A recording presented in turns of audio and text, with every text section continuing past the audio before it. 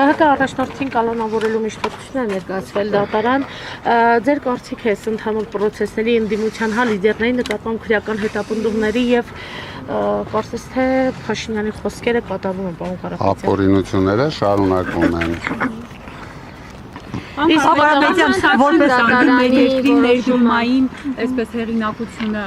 այս այն ամենը ինչ կատարվում է Կարուպյանի հետ օրինակ այս օրերին։ Մեր երկրում վերջին տարիներին բացարձակ ներդրումներ չեն եղել, դրա համար դրա վտանգը իրենք չեն տեսնում։ Ես շատ մեծ վտանգ եմ տեսնում։ Իրենց բոլոր քայլերը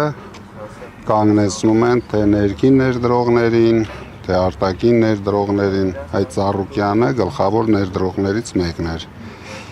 Այն մարդու չուճելներն էլ գողացան, հիմա ինչ կա։ Առուսներին է քնացրին։ Առուսներին էլ քնացրին։ Դա առուսներին ոչինչ, հետները կտանեն ազգային ժողով, կզարթնացնենք տանեն ազգային ժողով։ Չուճելները չհասկացա։ Պարոն Կարապետյան, նախատեսվում է միասնական հանդիպում։ Հարց էի տալիս։ Հնարավոր է, որ փողոցային պայքար Մենք ասել եմ, փողոցային պայքար անպայման լինելու է մեկ անգամ։ Եվ վերջնական։ Պարոն Կարապետյան, վերջին դատականներին կրկին այս հայրից հայտարարեցիք, որ եթե Սահմանադրական դատարանում պարոն Վարդևանյանը, այսպես ասած, ձեր խոսքերն են մեջբերում, գաստա դուք վարչապետ կդառնաք, ինչ խանգարեց պարոն Վարդևանյանը։ Վարդևանյանը իմ սպասելիքներից էլ շատ գազ տվեց, բայց այնտեղ Զապարոժեց էր կանգնած։ Ոչ մի գազ չվերցրեց։ Պարոն Կարապետյան, հայտարարել էիք, որ ընդդիմությունը միասնական մարմին ձևավորելու մտադրություն ունի, երբ այդ մարմնի գործունեությունը կմեկնարկվի։ Դե բայց դուք տեսաք, արդեն հիմնական ուժերով մենք հայտարարությունը արեցինք։ Դրանից հետո հեսա կլինեն այլ ուժերի արձագանքներ, արդեն ունենք արձագանքներ, երբ կհամարենք արդեն հարմար, դա կձևավորվի։ Հանդիպում ունեցել եք ձեր այն անդամների հետ, ովքեր ազգային ժողովում պետք է աշխատեն եւ ինչ ռազմավարությամբ։ Հանդիպում ունեցել եմ։ Հունիսի 18-ին ձեր վերջին հարցազրույցի ժամանակ ասել եք հայտարարել եք այս համախմբված ընդդիմության մասին ու կոնկրետ, որ պետք է համակարգող խորհուրդ ստեղծեք, ուղիղ եթերներով ժողովրդի հետ այսպես կապի մեջ դուրս գաք եւ այլն, բայց այս քայլերից կարծես թե դեռ ոչ ոք չի իրականացվել։ Ուզում եմ հասկանալ, ինչա նախատեսում անել, ինչու ուղղեցիք արժան։ Այդպես չի, մենք քայլ-քայլ հիմա արեցինք 5 ամեն անդիմադիր ուժերով հայտարարությունը, դրանից հետո հաջորդ քայլերը կլինեն։ Ես ձեզ ասել եմ, մենք հերթով քայլ-քայլ գնալու ենք առաջ, դրա համար էլ ընտրեցինք ազգային ժողովը։ Ինչու ընտրեցիք արժան, կներեք, խնդրում ավելի պարզաբանել ու ինձ հետաքրքրում է նաև արդյոք մանդատներ վերցնելով դուք իշխանության լեգիտիմությունը չեք ճանաչում։ Բացարձակ։ Կամության արդյունքները չեք ճանաչում։ Իշխանությունն էլ չուզեց իր լեգիտիմությունը ճանաչել։ Ես արել էի կոնկրետ առաջարկություն։ Գնանք, օգնենք ձեզ, եթե իրոք հաղթել եք կամ հաղթում եք, գնանք, ընտրվեք ճիշտ ձևով, օրինական ձևով, մենք էլ ձեր լեգիտիմությունը կճանաչենք։ Իրենք այլ ճանապարհ ընտրեցին։ Այդ դեպքում Պարոն Կարապետյան, դուք մինչև մանդատներ վերցնելու որոշումը ձեր ընտրողների հետ շփումներ են ունեցել ձեր թիմակիցները, որքանով ազդակը ընտրողներից եղավ, հա, վերցնել մանդատները։ Ազդակը իհարկե ընտրողներից նույնպես եղավ, բայց գլխավորը դա այն հաշվարկներն էր, որը ցույց տվեց ամենակարճ ճանապարհը Փաշինյանին հեռացնելու համար։ Պարոն Կարապետյան, դուք նախընտրական շրջանում նաև քննադատություններն են շատ, որ վերցրեցիք համաձայնեցիք մանդատներ վերցնել։ Դա ուղղորդված քննադատություններ են, մենք դրան բացարձակ նշանակություն չենք տալիս, քանի որ հենց առաջի օրից Փաշինյանը, նրան աջակցողները սկսեցին այդ թեման շրջանառության մեջ դնել, իրենց թվում էր մենք իրենց պրովոկացիաներին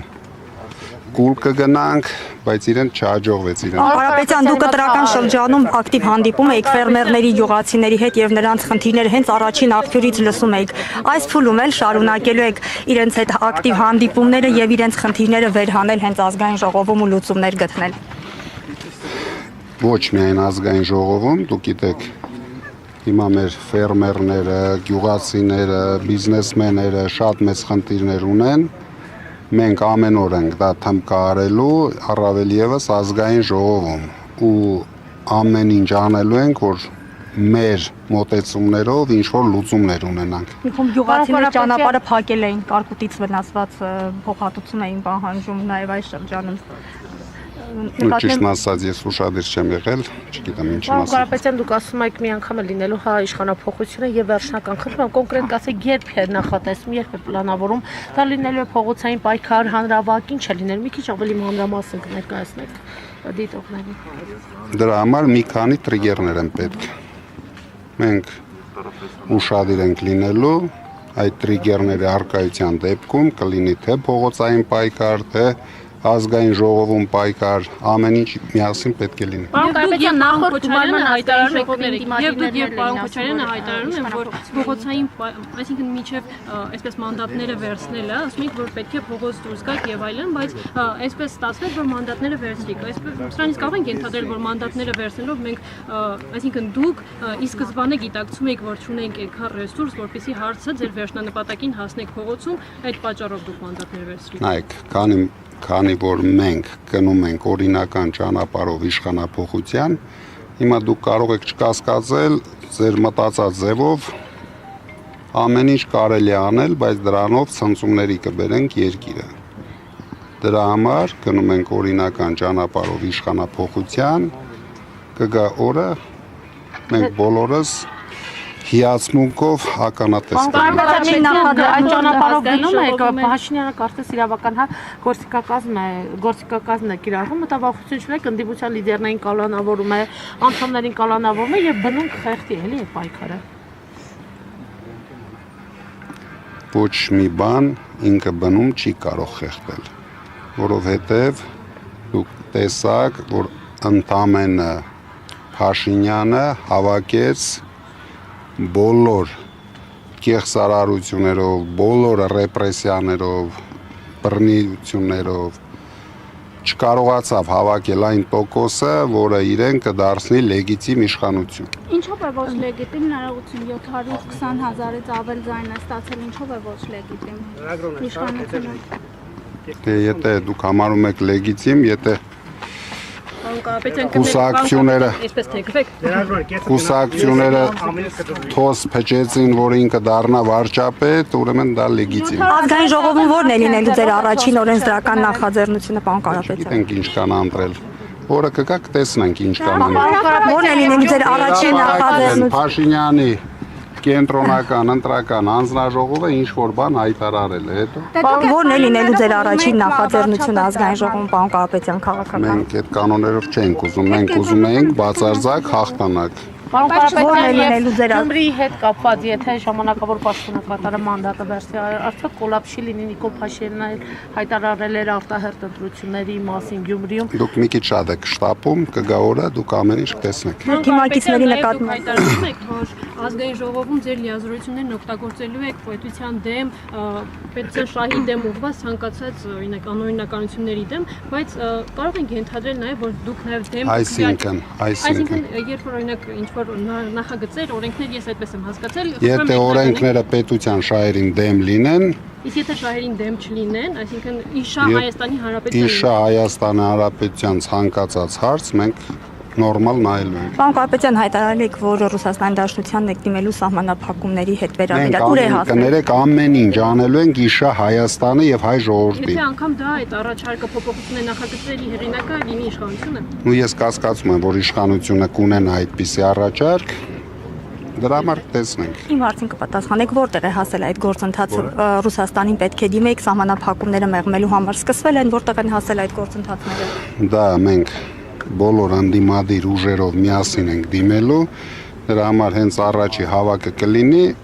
մենք այդ քայլին կգնանք։ Երբ նախատեսում եք առաջին հավաքը ընդդիմության հետ,